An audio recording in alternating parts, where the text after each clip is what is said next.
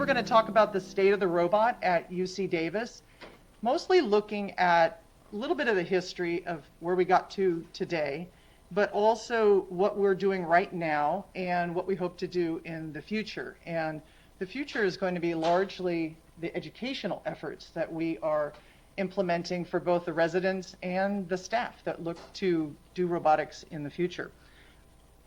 I do have a disclosure, and that's that I am a speaker and a consultant and an educator for Intuitive Surgical. So hopefully there's no bias from that standpoint, but it is how I've learned a lot about the robot and the upcoming technologies. So we've really only been doing minimally invasive surgery for about 100 years. And as you see on my timeline that I created here, in 1910, the first laparoscopic procedure was performed by a Swedish internist, Jacobaeus. And what he was doing at that time was he thought with these patients with abdominal tuberculosis that if he insufflated their abdomens, that it would treat the tubercular disease but also alleviate their symptoms. Now that wasn't really the best approach to treating tuberculosis, but it was the first foray into minimally invasive surgery. And really the trajectory from that point onward has been limited by the lack of technology. And so as you see, about 30 years later, Phares develops his needle. So it enables a method for us to insufflate structures and organs.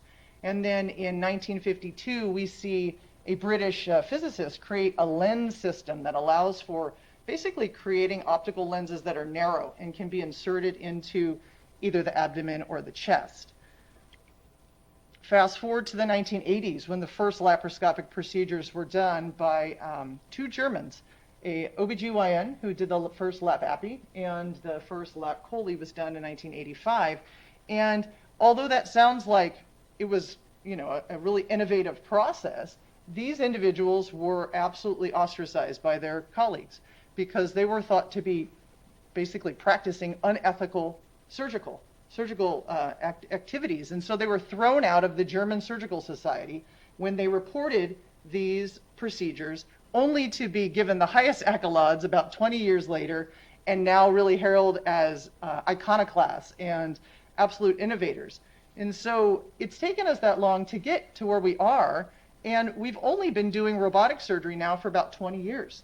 The FDA approved the use of the Da Vinci intuitive system just around the turn of the millennium. So this is really, really new stuff that we're talking about. But let's take it back to some old stuff. As many of you know, I'm interested in surgical history and literature. And so I really wanted to know, where did the term robot come from? Because it's part of our lexicon, but where did it originate? It originated in a play that was written by a Czech playwright debuted in 1920. And it was called Rossum's Universal Robots. And Rossum's Universal Robots took place in a factory that created artificial humans. So basically what they called robots, which is the Czech word for forced labor. And so that term basically got embedded into our language from the onstart from a play in the 1920s. Now what's funny about the play is that, like in all good science fiction films, robots or creatures, gang up on the humans and try to kill them all. These robots were not robots like we are using nowadays. These were like androids or clones, and this was the marquee that they advertised the play, which was that the Rossum robots are absolutely guaranteed not to kill us all. And you kind of wonder if that same guarantee was given to us by Intuitive when they sold us those robots, but that remains to be seen. In the 1950s, another famous science fiction piece came out by Robert Heinlein that was called Waldo. And this was about a scientist who was disabled in a way that he couldn't use his hands and didn't really have strength to do certain activities. So he created arms, which we call Waldos, to help him do fine motor tasks. And this is a screen representation when it was made into a movie of what those arms look like. Now this looks very similar to what we're using nowadays. In fact, so much so that we think of and we use the term Waldo to describe what a telemanipulator is. Basically, you have a master-slave arrangement where you have somebody controlling arms that are either moving by mechanical or hydraulic activity to either handle substances that are very caustic. So this is from the NASA propulsion laboratory. It's handling jet rocket fuel in its solid form, or to do things that require a lot of heavy lifting. So those arms are very helpful, and they're called telemanipulators or master-slave manipulators. And this is probably a more classic master-slave manipulator that we know of and we've all seen. It somewhat resembles what we use on the Da Vinci robot, although very, very rudimentary. But it's the kind of the concepts behind what we're using today as a robot is not a smart device. Really, it's kind of a dumb device. It's a master-slave arrangement where everything that the robot does, we have to make it do. So it doesn't do anything independently. It does not adapt to its environment. It doesn't change the way it acts. And so I hate to say it, and I tell the intuitive team this all the time. I said, your robot is pretty dumb, except for a couple of things, except for some of the smart technology that we do have. This is the vessel sealing device that you see to the left, and to the right is your smart stapler. So these are two portions of the robot that give us feedback in some way. And what I mean by that is when we enact the surgical sealing device, we are given auditory and then usually visual cues on the console to tell us that the action that we wanted to see happen can come to fruition. That's the smart technology that's in these robots. Beyond that, it really is, once again, a master-slave scenario. So how do we make these robots smarter? How do we have the intelligence embedded into the robot? And unfortunately, that's a topic of a whole nother conversation and a whole nother talk, which we won't get into today, but a lot of it is going to be based in embedding these type of technologies into systems. An idea that I have and other people have shared is, could we embed visual images from MRIs or CAT scans into the console that we're viewing and give some kind of feedback to us about where perceived structures might be? So you're dissecting in the pelvis. They're going to alert you with either color or light telling you the iliacs are right here. And they're going to base that off of where the images were on the MRI. And maybe they even crowdsource from millions of pictures of the pelvis that have been, taken up by people who've operated in other locations. And they're telling you with good certainty that the iliacs are likely there. That's the kind of smart thing that we hope to see in robots as we move forward. Now, what's the process been like at UC Davis for adoption of technology? Well, what we see here is that the first standard system, which is the original system that Da Vinci created or Intuitive created, was first brought into UC Davis in 2003. 7 years later, we upgraded to the SI model, which is basically their second generation model, and they purchased a second model in 2014. And then you can see here our most recent acquisitions in 2018 to 2019 make up our current fleet of robots. So we have 3 XI systems, which is their most current model, and the SP platform. SP stands for single port, and so this is largely used in transoral and in urologic operations, although there might be application in, I don't know, maybe thoracic and cardiac might use SP. Do you think, Bob? I think there's definitely an application. Because you used to do single port chest surgery with the old model. And so I think that there may be an application for that, although right now I think the FDA has only approved it for use in urology and in transoral surgery. But nevertheless, this is what we have right now. What's our volume look like over years? Well, you can see in 2003, we were just starting, and most of those cases were done by general surgery, Dr. Ali and his team, and then a little bit by urology. Or is it urology? No, cardiac, I'm sorry. And then as we have differentiated our systems and we've diversified it, we've seen a more inclusive situation where we'll see gynecology reflected in the green and purple representing urology, and then general surgery making up the lion's share of the procedures. Nicely in gold, we're seeing some representation by thoracic. And I want to point this out to everybody that gold has largely been driven by one solo person. And so the presence of thoracic here, driven, largely by Dr. Cook's effort, has really made a difference. And you can see this composition changing to really reflect a lot of subspecialties. The data from 2019 looks like this, that the lion's share of the procedures done at UC Davis are being done by general surgery. So this includes general surgery and colorectal surgery.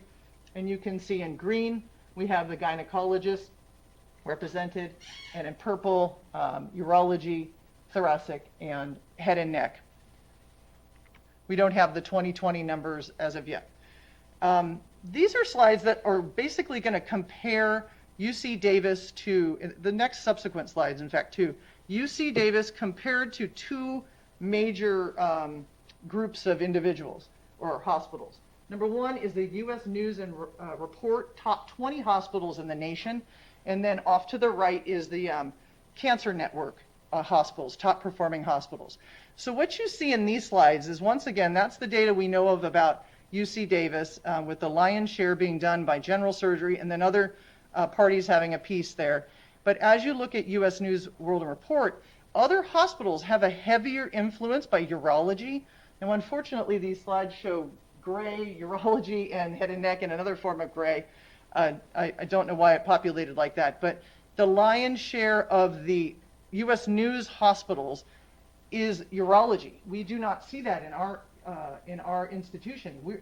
General surgery is actually doing the majority of these cases. And then you also see representation in the Cancer Networks. Urology is heavily favored, where we are performing very well in the arena of general surgery. Now, let's look at this in a different way. Let's look at our growth of our program in relationship to basically U.S. News and the Cancer Network hospitals. And what you see here is that general surgery growth is strong compared to other academic institutions and cancer centers. We, in fact, double the volume. Look at the numbers here. In blue, we've done 100 cases in the last quarter, and you can see over in the other institutions, it's in the single digits, right? Or excuse me, it's half that, and their growth rate is in the single digits. So what we also see is thoracic is steady, poised to really increase with the addition of new surgeons. And gynecology and gyn-oncology are really seeing growth compared to U.S. News and the Cancer Network. And then the one little outlier is that we're seeing a bit of a dip in the urology work, which is traditionally at other hospitals a big driver of robotic surgery, but we don't see it as strongly in our data here. This is the same data about UC Davis to the left, and to the right we are breaking it down into academic and community hospitals. So how do we stack up when we look at us compared to other academic and community hospitals? And once again, we see general surgery performing quite well, in fact twice as well as other academic institutions and in fact community hospitals.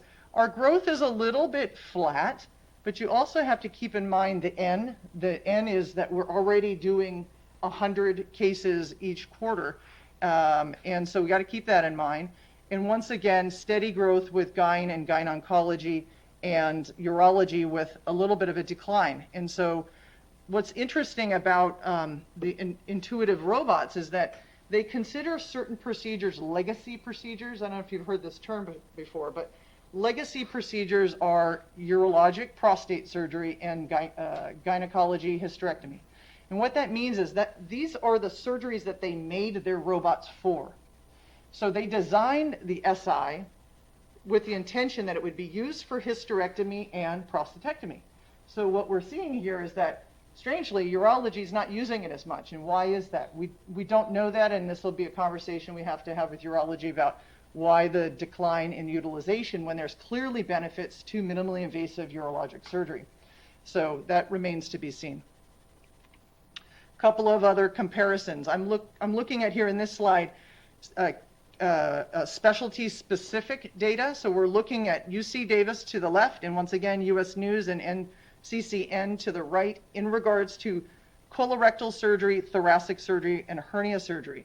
And what I really want to point out here is that the general surgeons doing hernia surgery are really highly performing here. In fact, they're doing the vast majority of the cases at UC Davis and performing quite well when we compare ourselves to US News and to NCCN data. We've got to keep in mind that we actually, during COVID, were able to continue to practice almost at the same speed that we did prior to COVID. And you can see, at least in the middle column here, which represents Q2 of 2020, really what we consider COVID time, is that we performed quite well, in fact, markedly so over many hospitals in the nation. And that is reflected in the numbers where we saw an uptick in our growth in that quarter, which was very unusual for robotic programs nationally. What's that? Probably Access to the OR. We do see, interestingly, a decline. Take a look here at the dark blue in 2020 third quarter. And that is postulated to be due to the fact that we stopped doing colonoscopies in the second quarter. And so when cancers were coming about, they weren't really being seen till basically where we are now, the Q4. And so we expect our Q4 numbers to look pretty good in the colorectal realm, and general surgery has held strong and really representing our institution quite well. And then you see below thoracic, look at this, thoracic is performing quite well with essentially these numbers coming from a solo provider with, but now Dr. Godoy, I believe, is operating quite a bit. So I think they are poised to see the biggest growth of any group other than Dr. Kiai, who's now at 100% growth. So soon he'll be represented in these slides as well. This is us in relationship to academic and community hospitals with the same parameters, looking at colorectal, hernia, and thoracic surgery. And once again, very similar trends in that we are strong in our performance in relationship to national hospitals. So we hope to see that trend continue. Now, when we think about growth, we have to think about how well are we utilizing the robots that we have. So we have 3 XI robots that we use for those key procedures: general surgery, thoracic, colorectal. And this is data that is from NCCN. This is utilization averages over the quarters for other hospitals. And what we're seeing here is that on average, the hospitals are able to do high 70s, mid 70s in terms of cases at each hospital per quarter.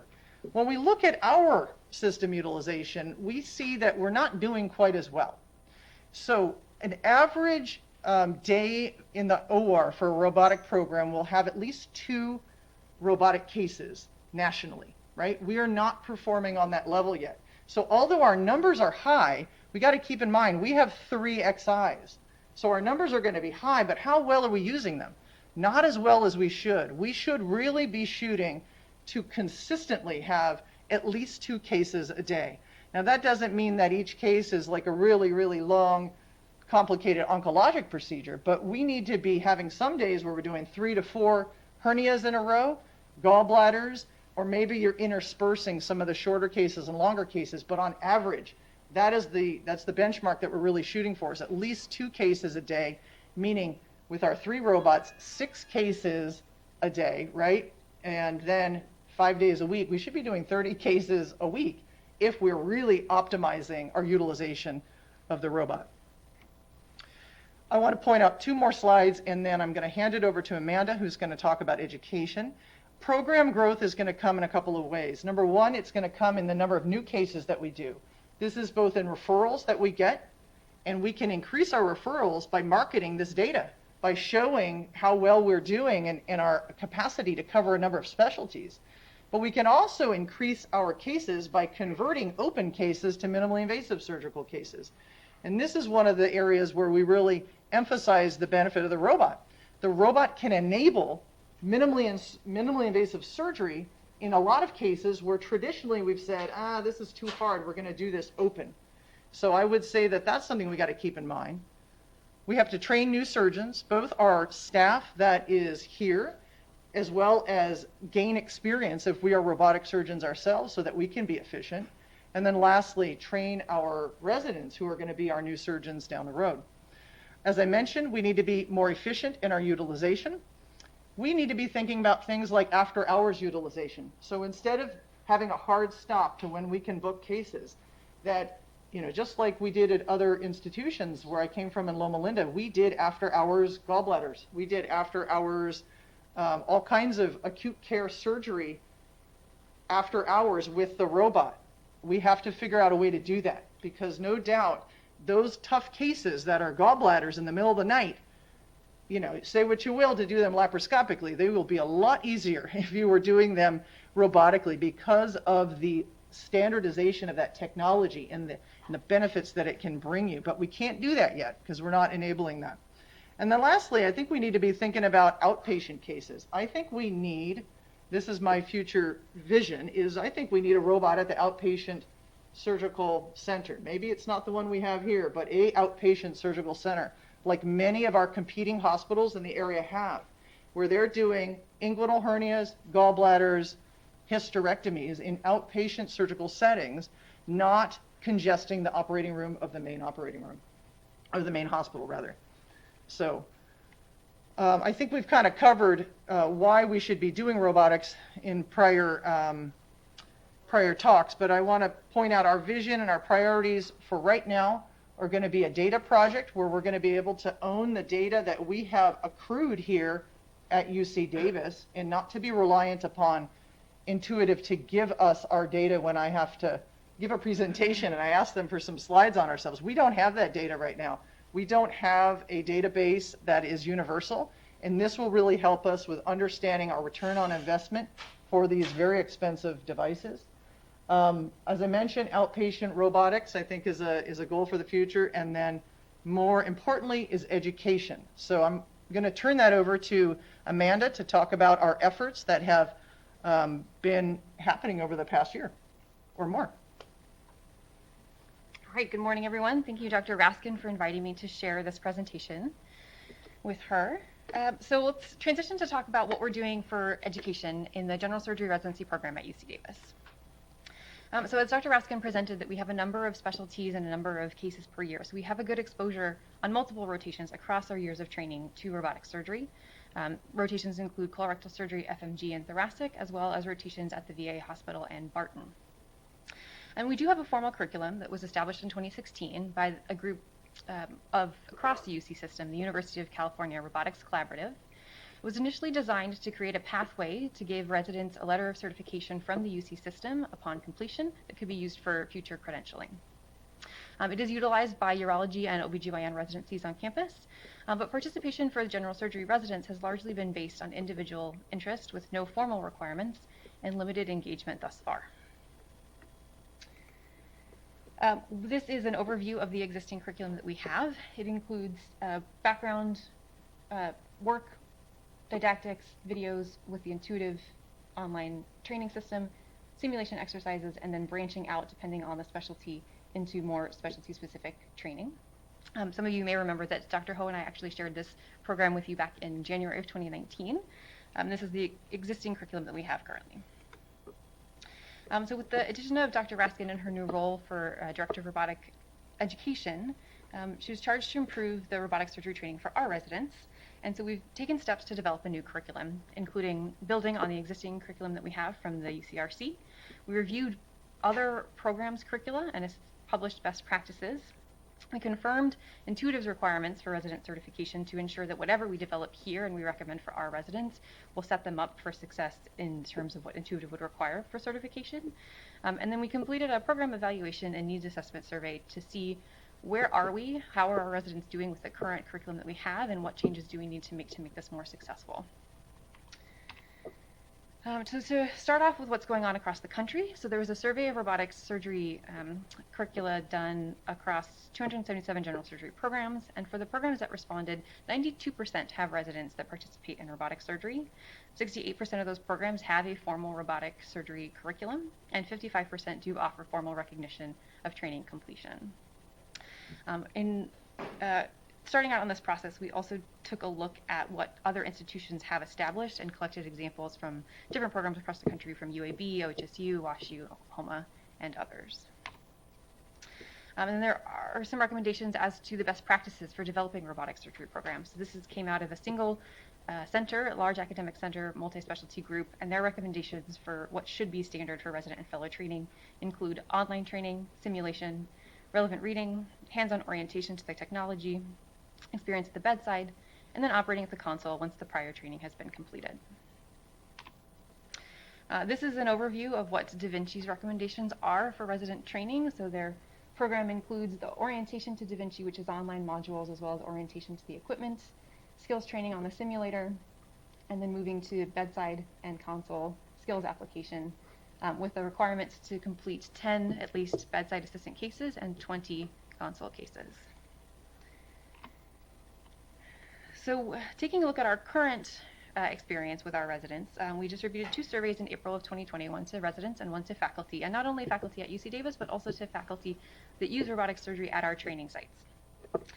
So with the first thing that we took a look at is the knowledge of the existing curriculum that we have. And so only 53% of our residents were aware of our current existing robotic curriculum that is used by the UC, and 70% of our faculty. Also, we took a look at the interest in robotic surgery, and 53% of our residents do anticipate performing robotic surgery in their future practice, and 91% of our residents are interested in a pathway to certification during residency. Taking a look at what different components of the curriculum so far that our residents have participated in, we've got about 2/3 that do participate at some point as a bedside assistant, and then only about 1/4 that actually participate as a console surgeon. And then about 1/3 have completed online training modules as well as participated in a training event with Intuitive. In terms of the number of cases, we have a fairly good spread of number of cases for bedside assistants, with some residents getting to participate into 20 or more. And then in terms of the residents that do participate, of that 1/4 that have been able to operate on the console, the majority of those residents have done somewhere between 1 and 5 cases.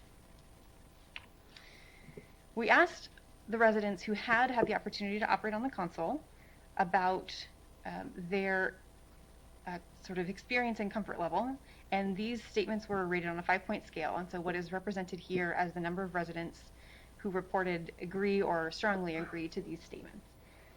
So 33% comfortable operating using the robot, 42% could perform more than 50% of a cholecystectomy, 25% could perform more than 50% of an inguinal hernia repair, and 17% could perform more than 50% of a colectomy. And here's a list of the cases that were reported by residents that they had participated in: inguinal hernia repair, cholecystectomy, number of partial and total colectomies, and the lung wedge resection.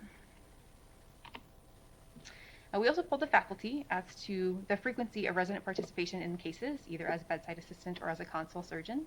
So about 43% reported having residents at bedside assistants over half the time, and residents were reported as operating on the console much less frequently. We asked residents and faculty about some perceived barriers to residents operating on the console. Most commonly cited barriers for residents were faculty reluctance, faculty experience with robotic surgery, and case difficulty. And the most commonly cited barriers for faculty were faculty experience, case difficulty, and the lack of resident preparation. We also asked faculty, what does a resident need to do or demonstrate to be allowed to operate on the console in your cases? And all of the responses were consistent with the recommendations for resident training and the requirements outlined by Intuitive, including familiarity with the technology, practice with the simulator, experience at the bedside, and completion of the requirements. So through this process, we were able to identify some issues to target for the new curriculum. So we do have a good exposure to robotic surgery, but limited engagement in the various curriculum components. Our residents are getting limited experience at the console, and some of the barriers were recognized as faculty experience and lack of resident preparation. And as appropriate, faculty do expect residents to have completed the required preparatory work to be allowed to operate on the console. So the targets for our new curriculum are to improve resident awareness of the program and understanding of the requirements, to improve access to training resources, to improve resident preparation for operating on the console, and to provide faculty development for ways to safely route residents to operate on the console. So with that, I will pull up what our new curriculum looks like. Let's see. Oh, perfect. Okay. All right, so this is going to be our first introduction to the department of the new general surgery residency robotic curriculum. Starting off with the, oops, let's see, let's scroll.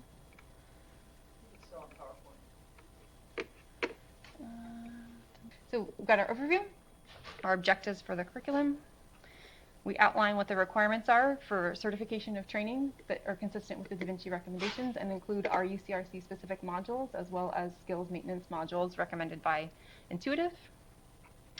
We've outlined what the curriculum recommendations should be by PGY level to give residents a roadmap of how to progress through this curriculum in terms of things to target for the first years and then moving forward as we progress through training. And then we include very specific instructions as to how to access these resources, how to get onto the online training, how to register with the simulator, how to create an online account, and what the simulation exercises are that are expected and what frequency they need to be refreshed, how to log cases with the online Da Vinci system, what the expectations are for the bedside assistants and for the console surgeons, and recommending reading focusing on key general surgery procedures, inguinal hernia repair, colectomy, cholecystectomy, and ventral hernia repair.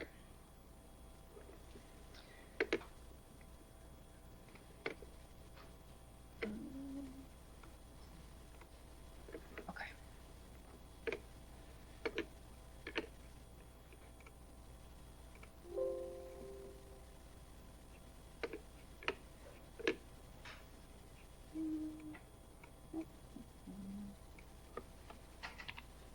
Nope. Oh. Ah.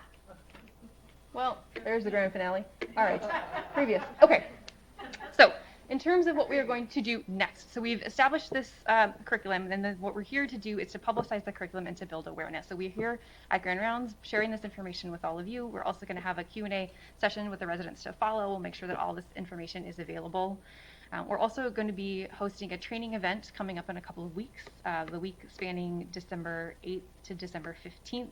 We're having Intuitive come with their equipment and their educators to give 4-hour training sessions for bedside skills and for console skills. And we'll be registering residents to attend these sessions over that week span. We are trying to do what we can to schedule these sessions during protected time, but there will be a couple that occur outside, but we're being very conscious about making sure that patient care isn't impacted in asking residents to participate in this training. It's an event we're going to hope to host 1 to 2 times per year so that all of our residents will be able to be trained.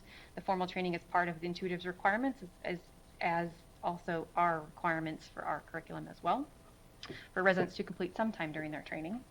And we're also planning to develop a faculty guide that's going to include the overview of these requirements and instructions for getting onto those online systems, as well as tips for how to start involving residents at the console.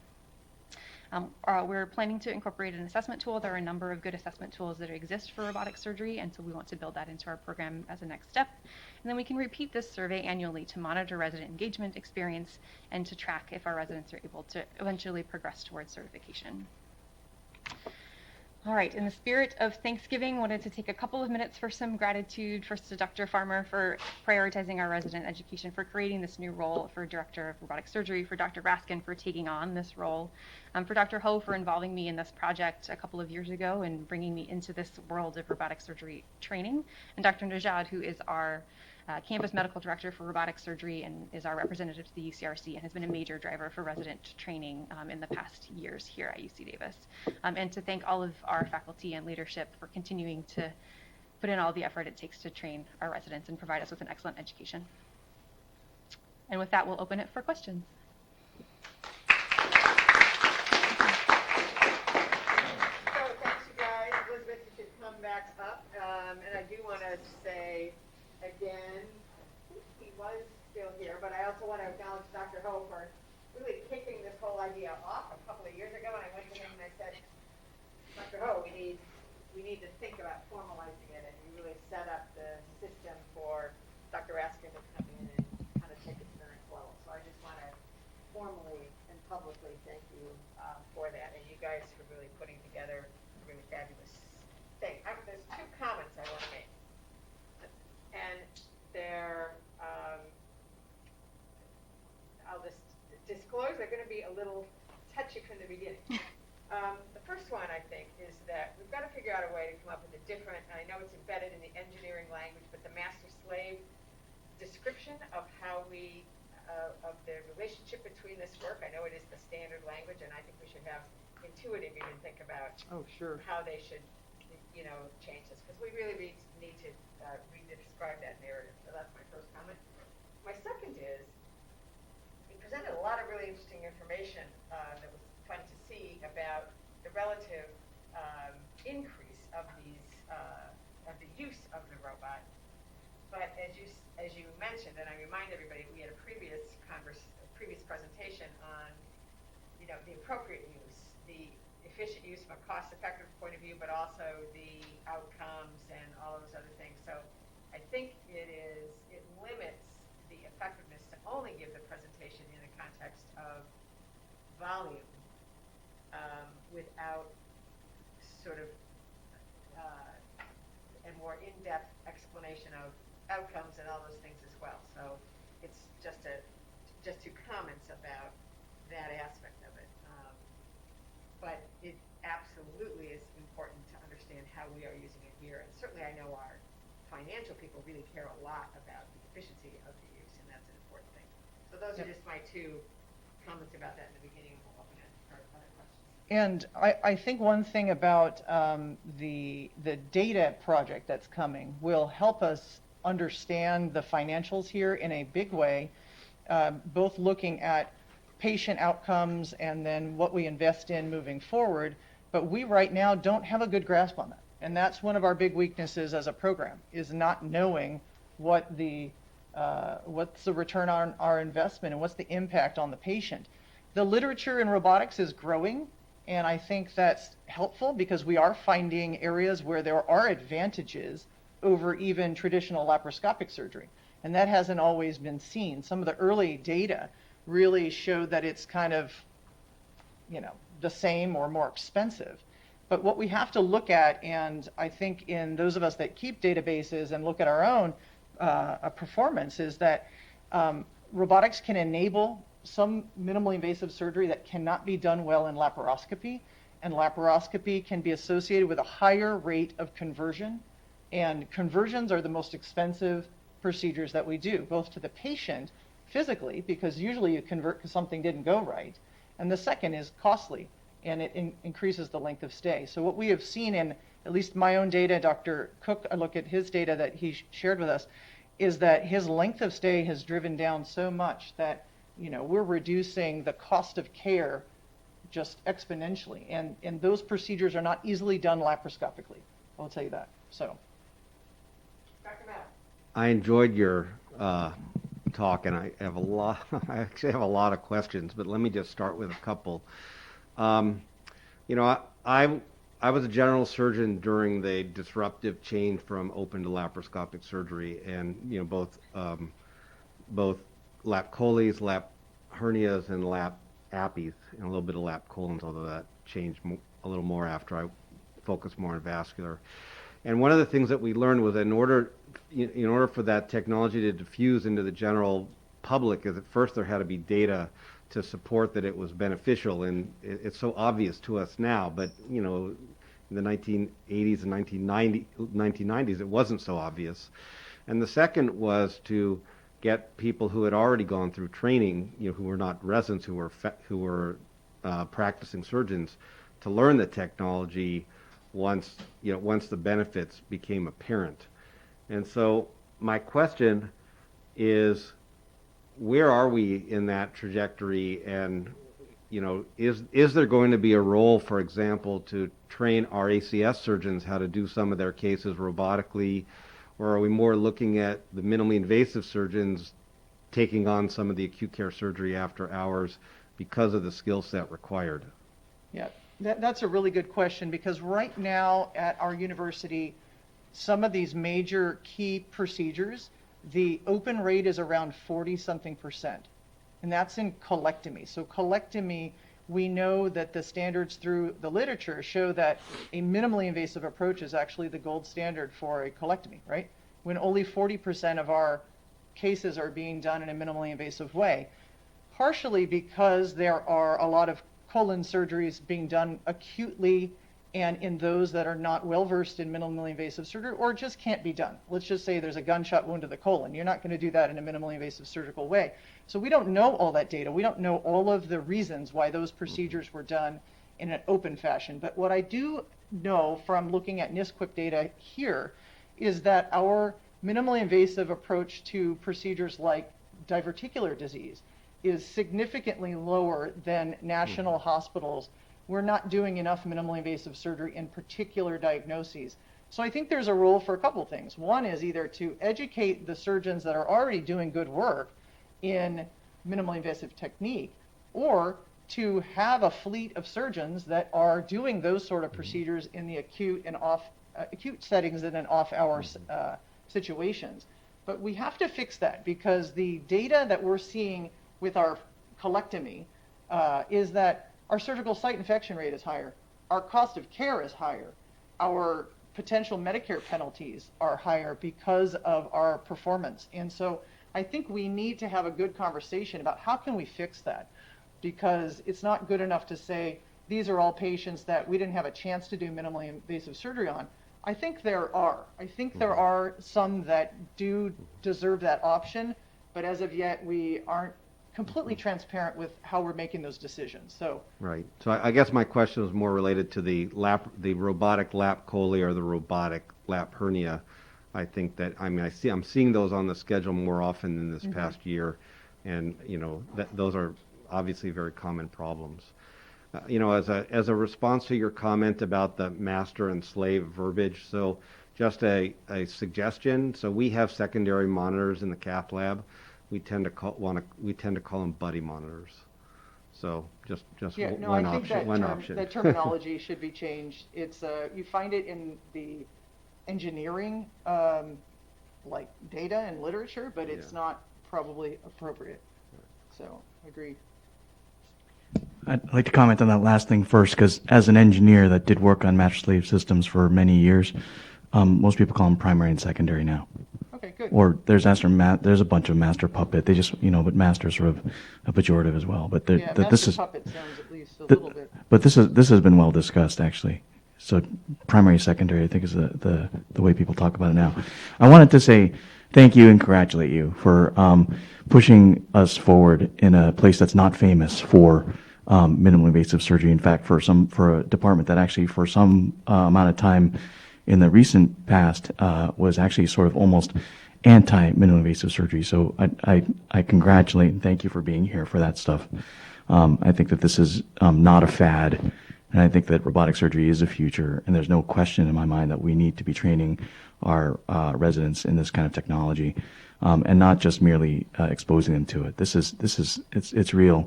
And I also think without it, you're not necessarily at the forefront of training, which I believe that's what we're trying to do. My question for you has to do with actually the technology of this stuff, and I haven't talked to the folks at Intuitive for a long time, but when I was an engineer in a previous life, I created a primary secondary system that had forced reflection, and it wasn't that difficult actually, even back in the 90s, or actually late 80s, even with the amount of latency we had between the primary and secondary decks. And I was wondering when that was going to happen for surgery, because that really, to me, is a huge weakness in the system, that you really have no haptic feedback. Yeah, there's a big debate about, and there are some companies that are working on that. But I would say the majority of us who do robotic surgery don't care about the haptic feedback anymore, because you basically use a form of, I think the neurologic term is synesthesia, where you trade one sense for the other.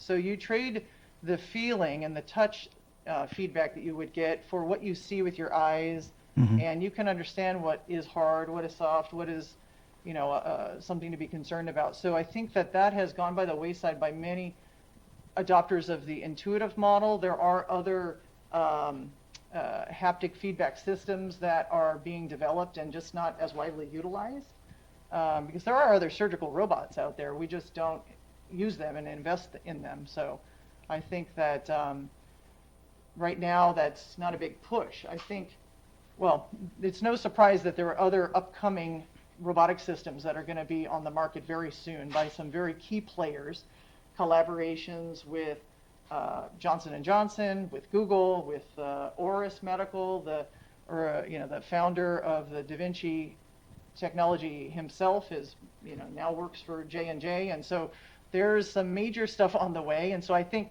what is critical is that we teach ourselves this technology now so that we're poised to use whatever comes down the path. And I think that for some, haptic feedback may be important. For others, it's going to be something else. Like, I need more intelligent equipment. I need some form of artificial intelligence embedded into my robotics. I personally think in our lifetime, my lifetime, I think within the next 25 years, we'll have robots autonomously operating on humans. I've said that many times. People think that's crazy. I see Bob shaking his head. Yes, it's going to happen. Yeah, that'll absolutely and there's happen. been data to show that the humans are open-minded to that idea. And, we shouldn't be so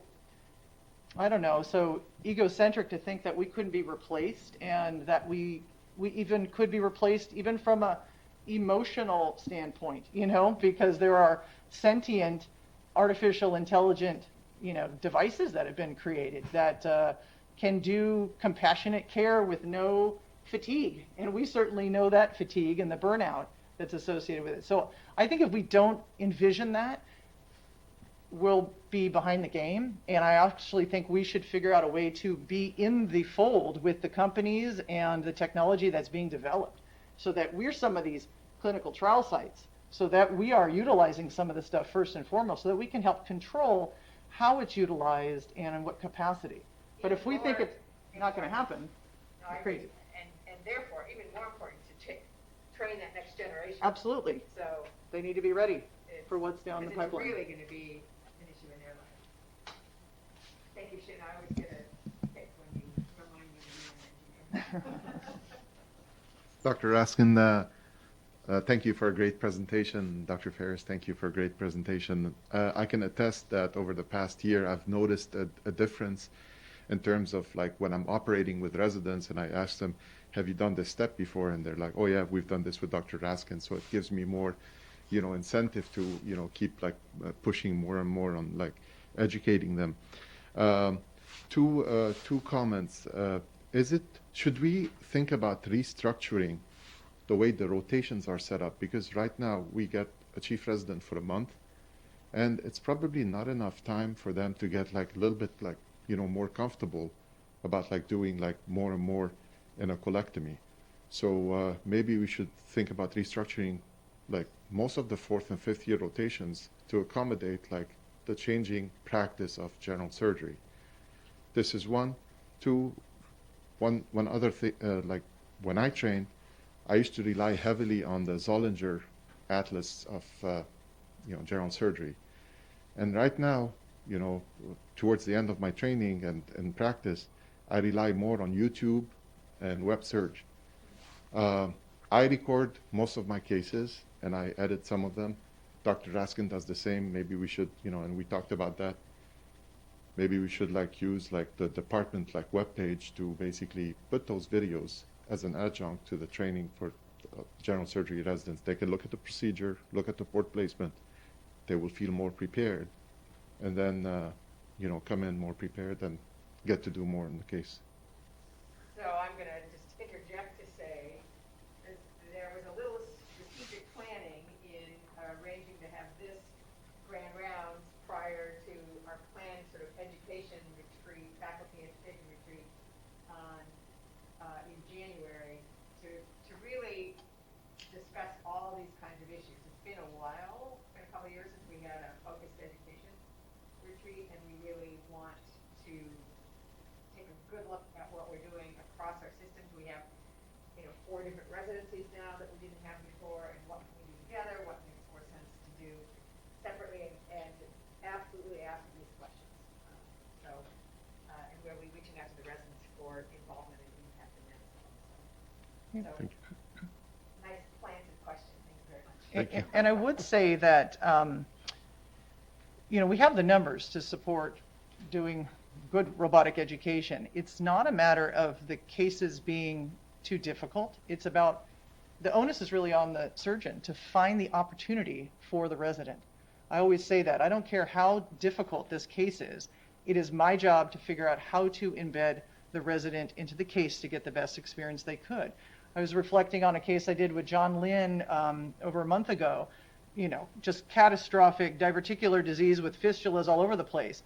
He took the IMA, he stapled the bowel, he did the vast majority of a portion of the dissection of the fistula, and this was someone who had just come to us, a month prior, having not really done any colectomy work. But it was through carefully coaching him through procedures and having a trust. We have to have a trust in the resident that they're prepared, but also trust that their instincts are right. Because when you are in a small space with very dangerous equipment, if I'm worried that you're cavalier or you're going to do something, then you're unlikely to get the controls as often as you are when you demonstrate good judgment. So I think the onus is on us to do that, and moving forward, hopefully this inspires a lot of the surgeons to find those opportunities for the residents. Well, and I do recall, as Dr. Mel said, I too trained in that transition to open surgery, and you had early adopters, you had people who weren't as motivated, if you will, to learn new techniques. And it's challenging when faculty are learning the new techniques that the same kind of residents are, and I think that's just the reality of new technologies and how they're developed. On the other hand, sometimes it's a fun journey to do together. So I would just say thank you again very much. Happy Thanksgiving to everybody. Thank you for both of you for doing this. And again, please be safe. Thank you. All right.